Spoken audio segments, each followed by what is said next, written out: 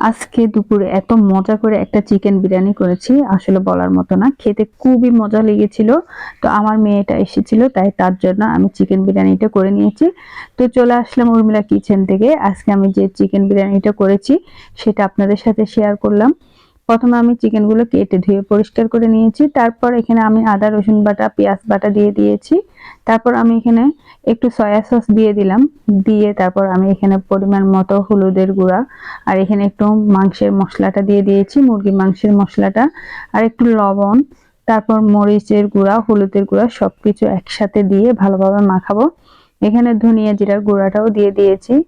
এরপর কিছুক্ষণ মাখিয়ে আমি হলুদ মরিচ গুলো দিয়ে কিছুক্ষণের জন্য আমি এটা ম্যারিনেট করে রেখে দিব। আর বাসায় যদি টক দই থাকে অবশ্যই টক দইটা দিতে ভুলবেন না। তো আমার বাসায় আজকে ছিল না, তো আমি দিই নাই, সমস্যা নেই। কিন্তু খেতে এত মজা হয়েছিল বলার মতো না। টক দই ছাড়াও যে বিরিয়ানিটা এত মজা হয়, আমার মেয়ে তো খেয়ে ফিদা হয়ে গিয়েছে যে আম্মু এত মজা হয়েছিল। তো যাই হোক, এখন আমি কিছুক্ষণ এটা রেখে দিয়েছিলাম। তারপর কিছুক্ষণ পর রান্নার জন্য চলে আসলাম। এখানে আমি গরম মশলা, তেজপাতা সবগুলো দিয়ে দিয়েছি ফোড়নের জন্য। এরপর যে চিকেনগুলো আমি আগে থেকে ম্যারিনেট করে রেখেছি সেই চিকেনটাও দিয়ে দিয়েছি। এই যে একটা একটা করে দিয়ে যে ঝোলগুলো ছিল সেগুলো আমি দিয়ে দিয়েছি।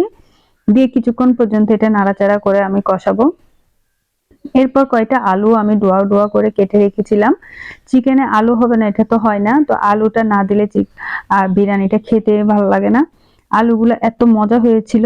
তো এগুলো আমার অনেকক্ষণ পর্যন্ত ভাজা হয়ে গিয়েছে, আমি একটা একটা করে উঠিয়ে রেখেছি। আর এক পাশের চুলা কিন্তু আমি কিছুটা পেঁয়াজ বেরেস্তার জন্য বসিয়ে দিয়েছি। তারপর আমি এটা উঠিয়ে এখানে আমি যে চালটা ধুয়ে রেখেছি বিরিয়ানির জন্য সেটা দিয়ে কিছুক্ষণ পর্যন্ত এটা আমি একদম কষাবো। এই চালটা কিন্তু অনেকক্ষণ পর্যন্ত ভাজতে হয়। আমি এখানে পুরো ভাজাটা ওঠাই নাই, যেহেতু অনেক লং ভিডিও হয়ে যায়। তো এটা কিন্তু অনেকক্ষণ পর্যন্ত আমি এই তেলটার মধ্যে ভেজেছি।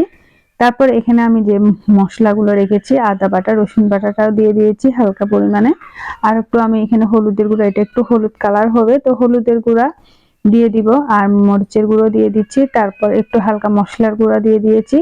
এখানে আমি লবণটাও দিয়ে দিলাম স্বাদ মতো। দিয়ে কিছুক্ষণ আমি এটা একদম ভালোভাবে নাড়াচাড়া করব। এই যে মশলাগুলো দিয়ে দিয়েছি। মরিচটা আপনারা আপনাদের স্বাদ অনুযায়ী দিবেন। আমি এখানে কিন্তু 1 চামচের চেয়ে একটু বেশি মরিচের গুঁড়া দিয়েছি। তো আমার মরিচটা ততটা ঝাল নেই, এমনিতেই কিন্তু কালারটা খুব সুন্দর আসে। তারপর আমি এটা অনেকক্ষণ পর্যন্ত কিন্তু একদম কাঠির সাহায্যে নাড়াচাড়া করেছি। চালটা আমি ভেজে নিয়েছি ভালোভাবে। কিছুক্ষণ পর পর এটা আমি ভাজা ভাজা করে নিয়েছি, নিচের দিকে যেন লেগে না যায়। এভাবে ভাজলে বিরিয়ানিটা একদম ঝরঝরা হয়। তো ভাজা প্রায় আমার কমপ্লিট হয়ে আসছে। দেখেন আমার এই পর্যায়ে চলে আসছিল ভাজাটা। এই যে দেখেন আমি কিন্তু অনেকক্ষণ পর্যন্ত নাড়াচাড়া করে এই বিরিয়ানিটা অনেক সুন্দরভাবে একদম ভাজা ভাজা করে ফেলেছি। বিরিয়ানির চালটা অনেকক্ষণ পর্যন্ত এই তেলটার মধ্যে ভাজা ভাজা করে তারপর আমি এখানে ঝোলের জন্য পরিমাণ মতো পানিটাও দিয়ে দিচ্ছি। পানিটা আপনারা হিসাব মতোই দিবেন। তো পানিটা আমার গরম ছিল, আমি গরম পানিটা ব্যবহার করেছি। এখানে গরম পানিটা ব্যবহার করলে ভালো হয়। তো গরম পানিটা দিয়ে এখন ঢাকনাটা দিয়ে আমি কিছুক্ষণের জন্য এটা রান্নাতে দিয়ে দিয়েছি। এরপর হালকা হালকা বলক হয়ে আসছে, তার মধ্যে হালকা পরিমাণে আমি বিরিয়ানি মশলাটাও অ্যাড করলাম। তারপর আমি যে মাংসগুলা আলুগুলা ভেজে রেখেছি সেই মাংস আর আলুটা উপরের দিক থেকে আস্তে করে দিয়ে দিয়েছি।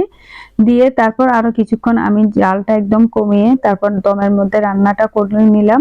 এখানে আমার একটু লবণ দিয়ে দিয়েছি, যেন লবণটা একটু কম হয়েছিল। তারপর আমি এটা ভালোভাবে নাড়াচাড়া করে কিছুক্ষণ ঢেকে রেখেছিলাম। এরপর আরেকবার চলে আসছি। এই যে দেখেন আমার এটা প্রায় হয়ে আসছে, আর একটু আমি উলট পালট করে তারপর রান্না করে নিলাম। এখানে একদম এখন আমার একদম মিডিয়াম আছে আমি এই বিরিয়ানিটা রান্না করেছি। তারপর এটা নাড়াচাড়া করে এরপর আমি একটু উপরের সাইড থেকে ঘি দিয়ে দিব। ঘিটা দিয়ে তারপর আমি এখানে পেঁয়াজ বেরেস্তা করে রেখেছি সেই পেঁয়াজ বেরেস্তাটাও আমি উপরের দিক থেকে দিয়ে দিচ্ছি। তারপর আমি এটা ঢাকনাটা দিয়ে একদম দমের মধ্যে হালকা পরিমাণে রান্নাটা করে নিচ্ছি। তো কিছুক্ষণ পর দেখেন একদম ফাইনালি অনেক সুন্দর হয়েছে, আর এমন সুন্দর একটা ঘ্রাণ উঠছে বলার মতো না। খুবই সুস্বাদু হয়েছিল আজকের এই বিরিয়ানিটা। তো যাই হোক, মেয়ের জন্য করেছিলাম, মেয়ে পছন্দ করেছে, সেটাই আমি অনেক খুশি। তো কেমন লেগেছে আপনারা অবশ্যই জানাবেন। আর সবার ভালো লেগে থাকলে লাইক কমেন্ট শেয়ার দিয়ে পাশে থাকবেন। আল্লাহ হাফেজ।